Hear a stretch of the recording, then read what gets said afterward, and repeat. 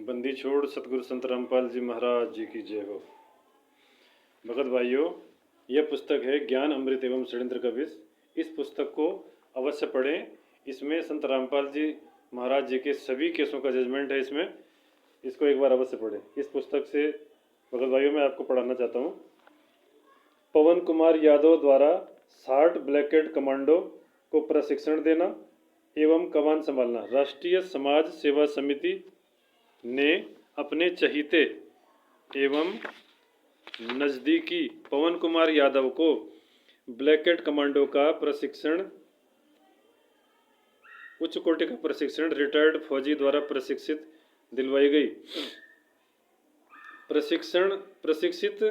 प्रशिक्षित होने के बाद उसे 60 ब्लैकेट कमांडो को प्रशिक्षित करने का तथा उन पर नियंत्रण रखने का भार सौंपा गया। इस प्रकार पवन कुमार यादव 60 ब्लैकेट कमांडो का कमांडर बना।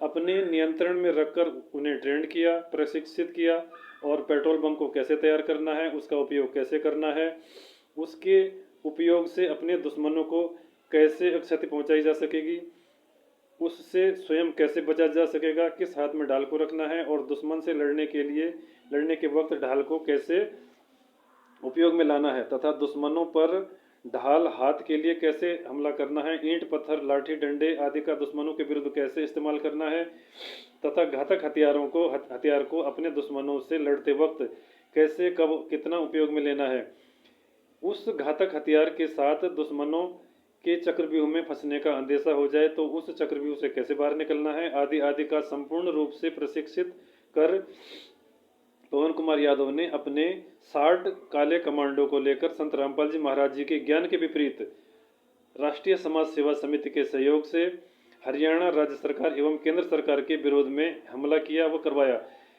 जिसमें पवन कुमार यादव के कैंप में 60 कमांडो में काफ़ी कुछ घायल हो गए। अपने अंतर्गत कमांडो को घायल होते देख यह गद्दार सातिर अपराधी तिमिरदूत पवन कुमार यादव अपने सातिराना चाल से 40 हजार पुलिस प्रशासन के आंखों में धूल झोंककर निकल भागा था और आज तक यह छुप छुप कर मूर्ख भक्तों से लाखों रुपए ऐंठ कर विलासिता का जीवन व्यतीत कर रहा है। भगत भाइयों, अपने अपराध कर्म से काफ़ी प्रचलित अपराधी है। जब पूरा विश्व कोरोना की मार झेल रहा था तो उस अवधि में भी यह अपना सातिराना अपराध करना नहीं छोड़ा। फलतः कोरोना अवधि में मेरठ पुलिस ने इस अपराधी को अपने गिरफ्त में लेकर जेल में डाल दिया। कुछ दिनों के बाद जेल से जमानत पर बाहर आया। जमानत का इसने दुरुपयोग किया। आज न्यायालय से छुप छुप कर भक्तों से छुप छुप कर दिन बिता रहा है, मगर ये अपराधी आज न कल एक दिन अवश्य पकड़ा जाएगा। सबसे छुप छुप कर रह सकता है मगर परमात्मा के सीसी कैमरा से अपने आप को छुपाए नहीं रख सकता है और एक दिन यह अवश्य गिरफ्त में होगा। इसको जानबूझकर संरक्षण देने वाले लोग भी उस परमात्मा के विधान से नहीं बच सकते हैं। इसलिए ऐसे अपराधी को संरक्षण देने से स्वयं को दूर रखना चाहिए। विचार करो भगत भाइयों, विचार करो। जिसने हम सभी भक्तों के पिता के विपरीत ज्ञान को बर्बाद करने, अपने पिता के आशीर्वाद लेने से हम सभी को वंचित रखने वाले ऐसे अपराधी को संरक्षण देकर क्या हम सभी अपने पिता के प्रति दोषी नहीं हो रहे हैं? इस अपराधी को अपने पिताजी ने स्पष्ट शब्दों में नकार दिया था कि ये काले कमांडो मेरे नहीं हैं, यह राष्ट्रीय समाज सेवा समिति मेरी नहीं है।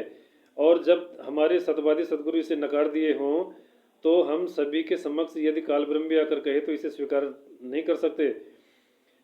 भले ही हमें काल ब्रह्म जो कष्ट दे वह स्वीकार है, मगर उस समर्थ के वचनों के विपरीत कहने की तो बात छोड़े हम मन में सोच भी नहीं सकते हैं। तो भगत भाइयों, मैं इन सात संगति वालों को समझाना चाहता हूँ कि यह परमात्मा ने लाइव वीडियो में 2014 में जिस ब्लैकेट कमांडो को नकार दिया हो, राष्ट्रीय समाज सेवा समिति को नकार दिया हो, आप इन्हीं के पीछे चल रहे हो। आपको शर्म आनी चाहिए भगत भाइयों, सात संगति वालों। इन गद्दारों ने ही तो बरवाला कांड करवाया है। इन लोगों ने ही छुप कर भाग गया। संत रामपाल जी महाराज जी के ज्ञान के विपरीत संत रामपाल जी ने कहा कि ये लोग मुझे मार देते, मैं छुपा रहा इसलिए बच गया। अतः भगत भाइयों, विचार करिए इन बातों पे और इस अधिक जानकारी के लिए इस पुस्तक को अवश्य पढ़े भगत भाइयों। इसमें संत रामपाल जी महाराज जी से संबंधित सभी केसों का जजमेंट है। इस पुस्तक को एक बार अवश्य पढ़ें आपको सारी इन गद्दारों की सच्चाई का पता हो जाएगा। और ज़्यादा समय नहीं है भगत भाइयों, इन गद्दारों ने ही बरवाला कांड करवाया और आज ये फर्जी नामदान सेंटर खोल के फर्जी नाम दीक्षा दे करके ये किताबों में अनाप शनाप संत रामपाल जी महाराज जी के नाम से ये खा रहे हैं। और उन्हीं को ये पुस्तकों के माध्यम से इनमें अश्लील भाषा लिखकर इन जीने की राह पुस्तक में अंधश्रद्धा भक्ति खतराए जान, इन पुस्तकों में अश्लील भाषा लिखकर उनको बदनाम भी कर रहे हैं और उन्हीं के नाम से खा भी रहे हैं। तो भगत भाइयों विचार कीजिए, इनको ज्योति नाम के पार्ट पर 1 रुपये भी नहीं दें। ये गद्दार लोग हैं, ये संत रामपाल जी महाराज जी को फंसाकर वहाँ से भाग गए। और भगत भाइयों अधिक से अधिक ज्ञान अमृत एवं षड्यंत्र कवि इस पुस्तक को अवश्य पढ़ें। अभी तक के लिए इतना ही। जय बंदी छोड़ की। सत साहिब।